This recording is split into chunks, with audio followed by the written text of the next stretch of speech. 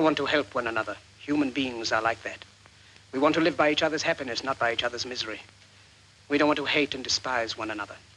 In this world, there's room for everyone, and the good earth is rich and can provide for everyone.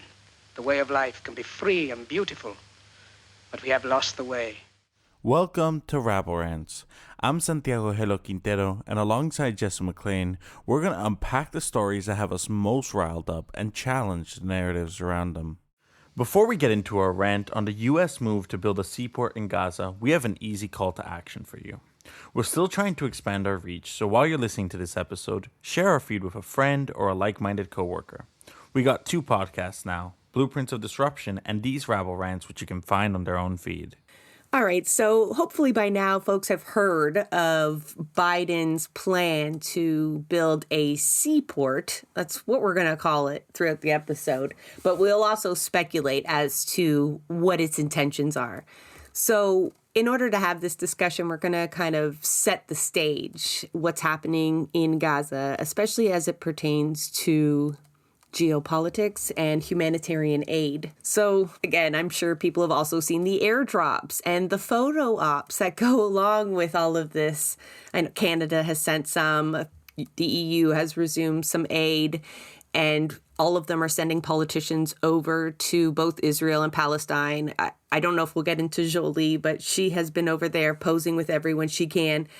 And some aid drops have been going in, some trucks of humanitarian aid have been arriving, but not without issues. I mean, the U.S. and Jordanian military are dropping the most amount of aid by air, and they made a big deal out of this one drop that was like 11,500 meals. And, you know, that deserved press and the amount of photography involved and follow-up. And you're talking about like feeding less than 4,000 people for a day. There's 700,000 people in Gaza right now that are starving. And so whatever they're doing right now sure as fuck isn't working. You know, you see the trucks that are trying to get in through the like 1 or 2 crossings that are open. And open is a loose term. And some of them are being blocked by Israeli citizens. They're using this whole Hamas will just steal the aid and use it to rebuild. And in the meantime, folks are you've got a famine on your hands. One can't mention the aid being delivered into Gaza without also mentioning the flower massacres. That's plural now. We did report on the last one that was on February 29th that killed 112 people, wounded 750.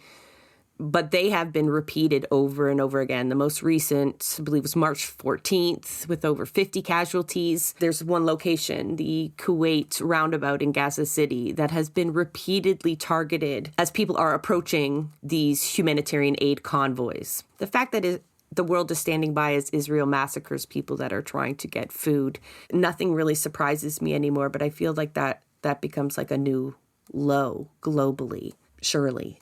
Yeah, I feel like, having looked at history, if they wanted to get more aid in, they could easily, Instead of airdrops, you put a French, U.S., whatever you want, ship directly to Gaza, or you go in directly on the ground to deliver aid. It is doable, because Israel cannot afford to directly attack any Western powers, right? So when you see these airdrops killing people because they're not dropped properly, to me it feels like, back in the day, like whatever happened to, and we talk about how the UN isn't particularly effective, good at what they do, or but what happened to UN peacekeepers?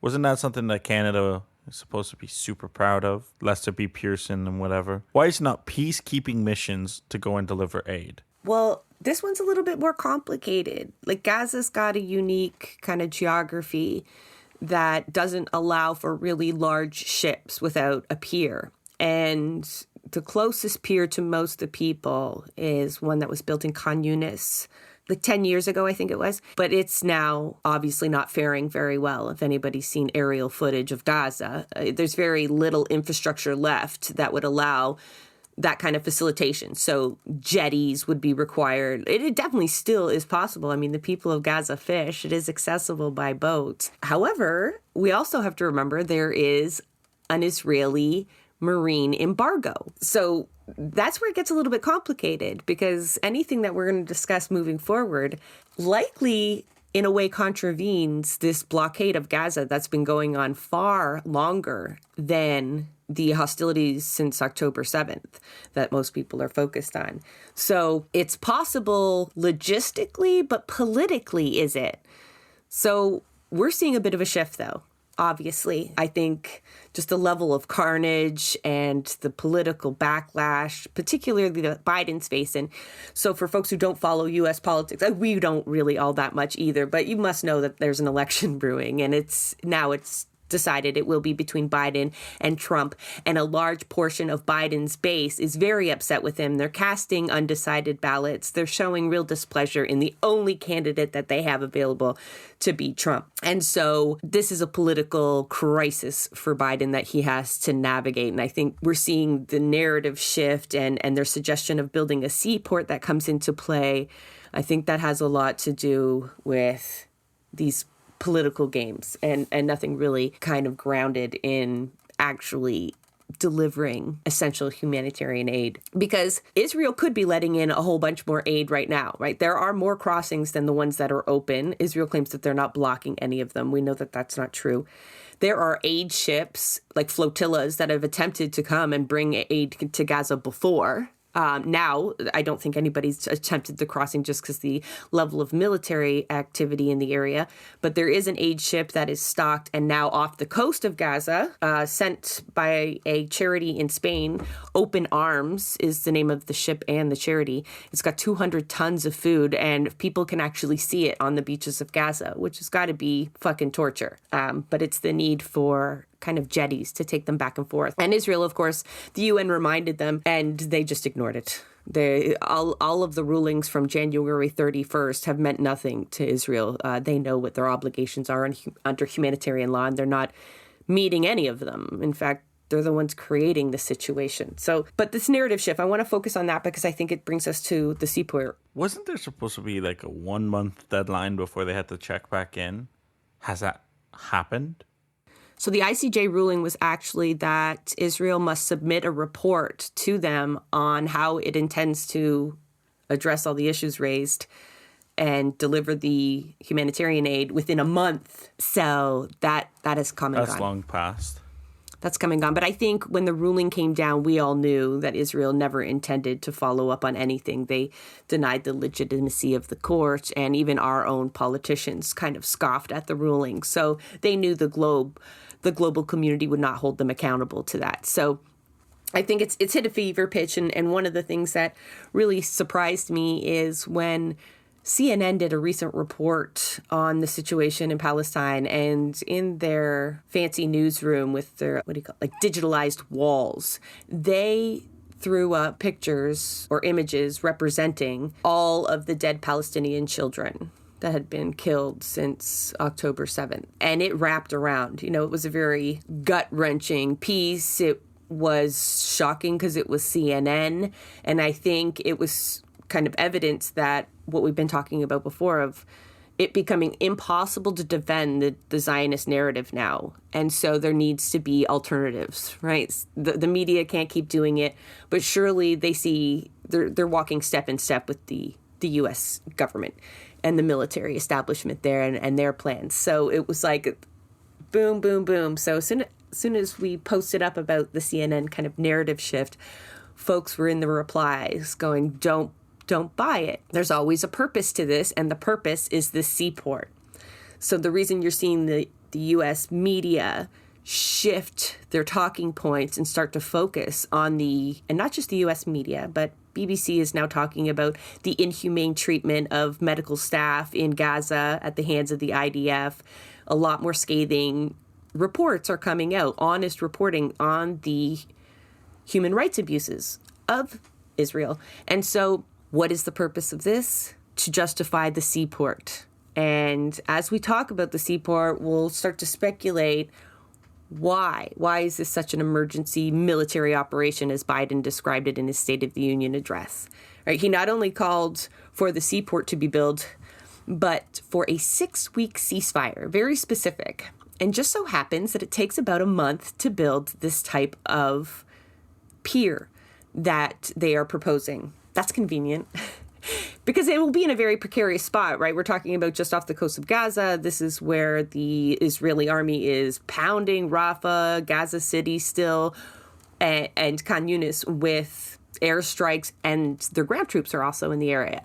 Presumably, also Hamas troops are in the area. And so it's not a very safe security spot. And so I think this is really self-serving ceasefire because he couldn't afford to lose U.S. troops to this. No. Well, I instantly start thinking about oil, right? Because didn't they discover a bunch of oil off the coast of Gaza? Natural gas, LNG. I hate history sometimes, right? Like it does just feel like we can only operate off of what we know, but U.S. acting out of the best interest of humanity is not exactly something that ever happens. So. No, I was saying, like, even my mom, I said, Mom, she goes, what are you recording on? I go, well, the U.S. wants to build a seaport in Gaza. They say it's for food. And she goes, oh, my God. Like, she knew. She'd watched enough paramilitary operations in Hollywood to know that they're never up to any good. But we don't need to speculate. We've got a few facts to help people get there themselves.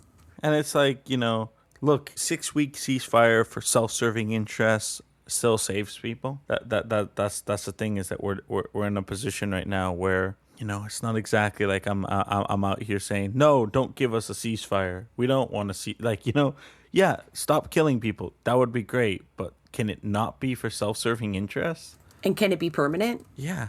Right, and not a ceasefire, but an end to the occupation is really, and I know what you mean, like there are ideals and there are what we can get right now from war hawks. So the fact that the U.S. is offering or suggesting a ceasefire, might assist in the situation. But I think when we're looking long term at what the establishment of a seaport by U.S. military personnel in Palestine would mean, even in that region, starts to shift your perspective perhaps a little bit. And I think it's because of this urgency that they're allowed to mask this ulterior motive, right? Because how can we say no? If you were going to deliver and stop the starvation deaths of people who've already experienced such trauma, then you're like, yes, of course, bring them food, like any means necessary.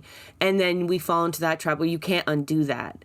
The U.S. will never remove that access to their seaport. And we've seen what they've done to other nations where they've gone in to provide assistance, and they've never been out from under their thumb again. You'd probably just change one occupier for another, to be honest. But let's look at what we know about the seaport.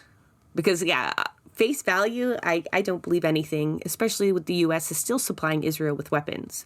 Now, Canada, we've just found out, it's been reported that since January 8th, so almost a month before the ICJ ruling, Canada's government put a pause on the permits people need in order to ship technology. They call it non-lethal weaponry. We've talked about that before. It absolutely does kill people, but it includes like night vision goggles and all this other stuff. They've not been able to ship that from Canada since January 8th. So there has, in fact, been an informal embargo put on them. But yeah, so in the State of the Union, Biden, he mentions this seaport for like the first time. And 36 hours later, the General Frank S. Besson is set sail from Virginia on its way to Gaza to build the seaport. And folks from inside Gaza will show video footage of bulldozers, other heavy machinery entering Gaza for the purpose of building the seaport and not of rescuing people from under the rubble or any kind of rebuilding efforts. So clearly those trucks had no trouble getting in and getting past. They do say it's for humanitarian aid. They're specific that it'll be food, water, medicine, and temporary shelters. So they're basically going to sustain this refugee camp that's been established in Rafah.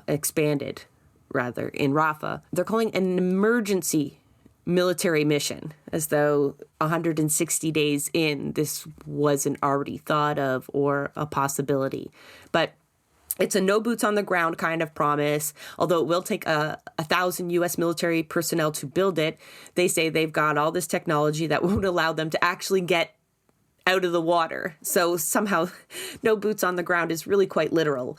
They will be just off the shore of Gaza in full reach of them, but won't actually step foot on shore, presumably. It's going to be like a floating pier. There's photos of it all over the internet. We'll link some of things to it.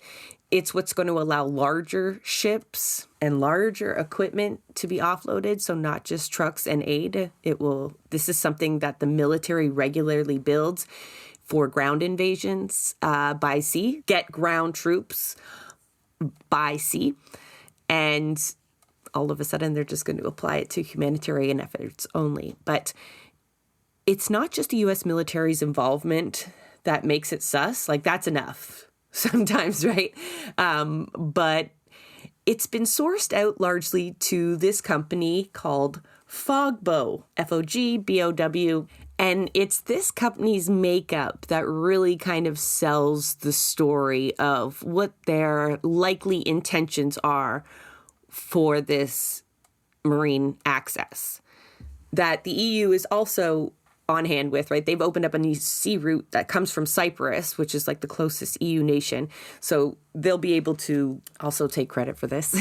So Fogbow LLC, it's a pretty new company. It only established in 2022. It's registered in Wyoming, and almost nobody knows anything about it. Well, that's changing quickly. But I mean, if you go to their website, they don't give out a whole lot of information. There's not a lot of previous articles or data on the internet for this company, but basically it's headed by a bunch of spooks. Its CEO is Carl Sam Mundy. This is like a retired commander of the U.S.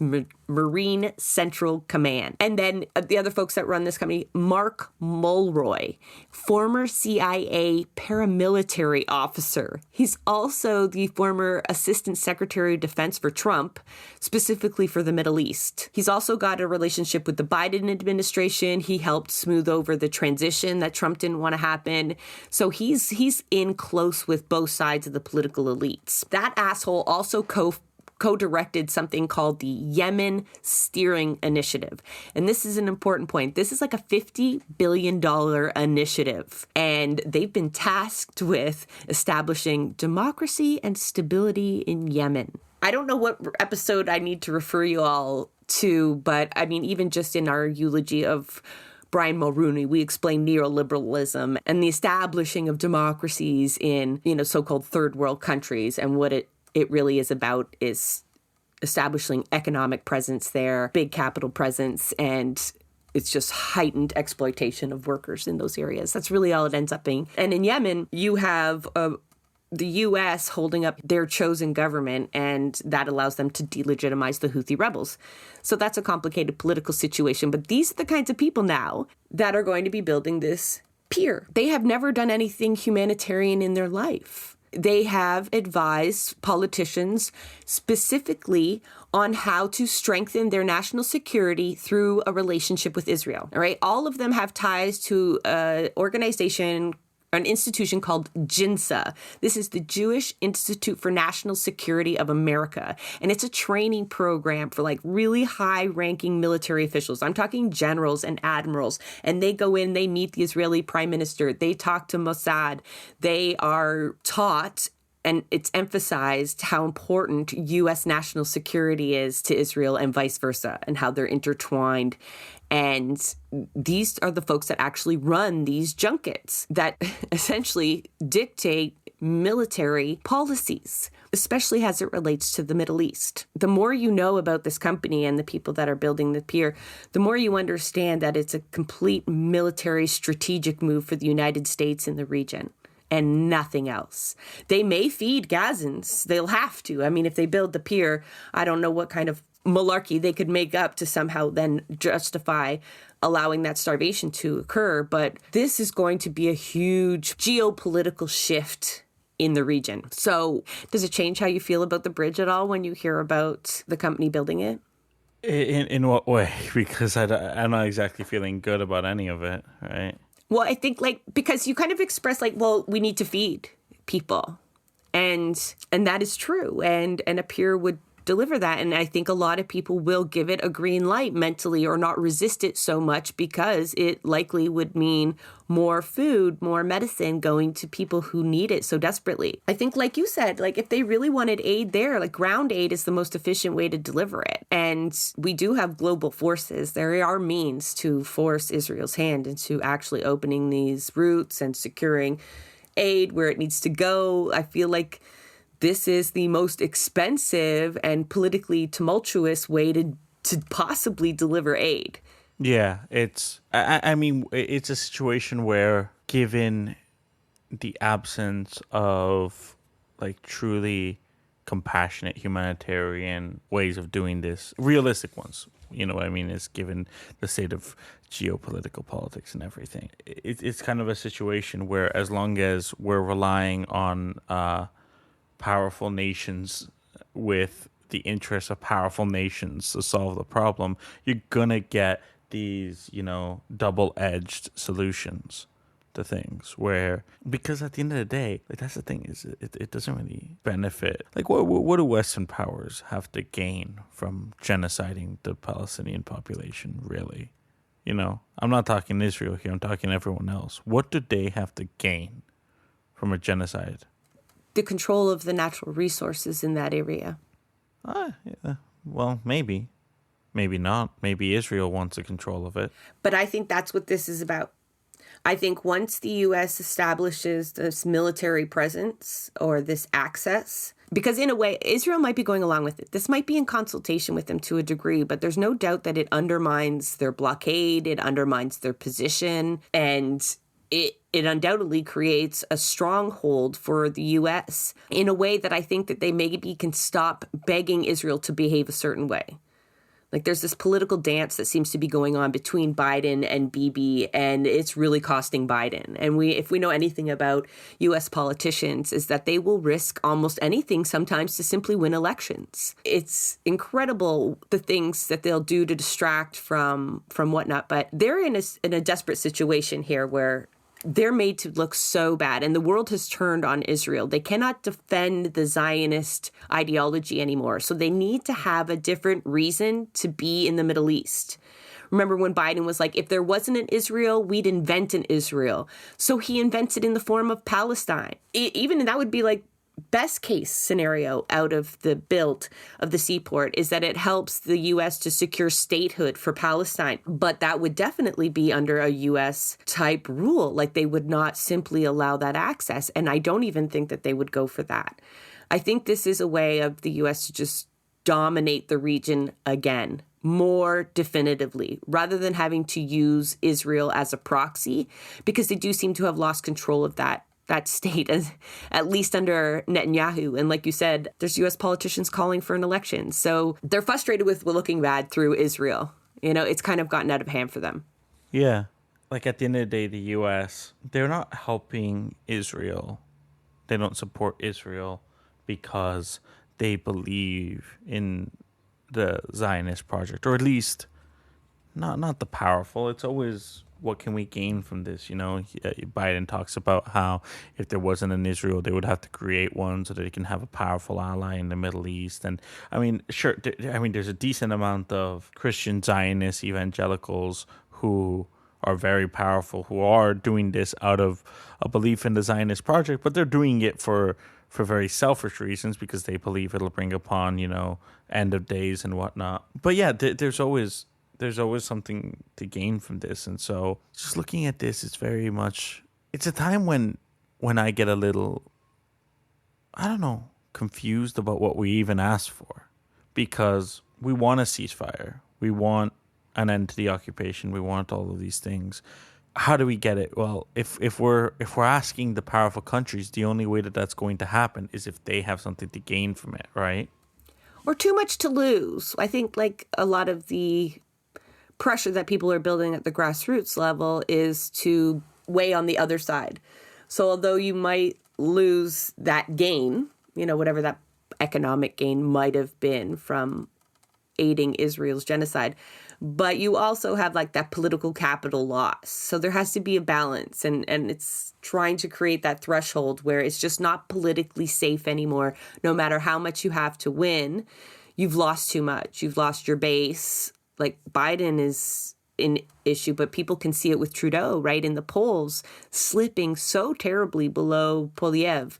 And it was a gamble that they really have lost on. And unfortunately, in both Canada and U.S. elections, will likely end up with the ultimate evils. We've had these discussions many times before, but because these folks have held on for so long and made bad calls, we're going to end up with even shittier governments.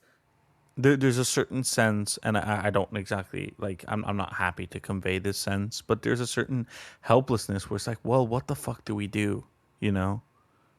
I don't exactly know, barring a paradigm shift of, I don't know. I really, like, the U.S. is going to make some money here. They're going to gain further control. And, you know, it's a useful lesson. It's a useful lesson, but we've had plenty of useful lessons, you know? And that's the frustrating thing is, like, looking at all of these terrible conflicts, terrible genocides, terrible things all over the world. It always ends the same way, doesn't it? Until there's something substantially different. And the thing is that further U.S. control, it doesn't mean sovereignty for Palestine. It doesn't mean, you know, that the Palestinian cause wins. It just means that maybe Israel has to back down a bit. Nobody knows, I guess, what the end result will be yet. But I guess if we look to especially Iraq and the use of U.S. contractors to essentially act like military personnel in the end and to assert authority over the population in the same way, it's a common tactic used by the military. And I think we raise this issue, one, because being aware of everything is always just like half the battle, but two, to proceed with caution in the same way grifters like Sean King can walk into a community in crisis and be glorified and all his mistakes kind of forgotten. I think sometimes some people in desperate situations like the Palestinians are right now will openly accept, you know, any assistance possible and not have time to be cautious. And I don't actually know what the answer is. Like, what do we do about this? But surely at least applying a lens of this same colonial experience that the U.S. has repeated over and over, imperialist tactic, that we go in with at least open eyes and with warnings to our Palestinian comrades that not all aid is equal.